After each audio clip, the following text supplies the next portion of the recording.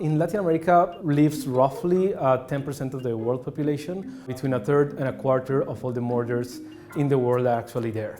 Much of this violence is actually driven by urban armed gangs that we really don't know about much. What we're trying to understand here is to basically see how these organizations work, what are the underlying motives for violence within them, and try to see whether the governments can actually do something about it. We started off by trying to build a census of gangs in the city of Medellin by using secondary sources. So there were some sources from within the city government, from within like specialized journalists. What we see is that the main asset that these criminal gangs have is territorial control. And out of this territorial control, they extract both legal and illegal rents. So local drug markets, but also on legal goods. So we would find gas canisters, eggs, dairy products.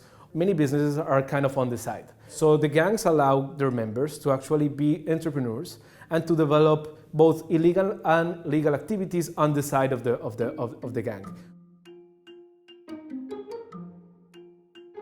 There's technically a duopoly on the legitimate use of force in many low and middle income neighborhoods in the city of Medellin, where the government and the gangs kind of interact. Some neighborhoods where gangs have developed their own institutions to regulate violence between them. So whenever there's like a new leader of a small gang who's very young, who just out of emotion wants to conquer some other territories, the larger gangs and organizations that are above would just regulate the behavior of this youth, either by punishing him or by just sending a message or by many other ways, so that violence is neutralized. So I'm not saying that we should just move away from law enforcement to try to implement more social programs, but rather that we need to understand better all these before knowing where to target law enforcement and where to target social programs.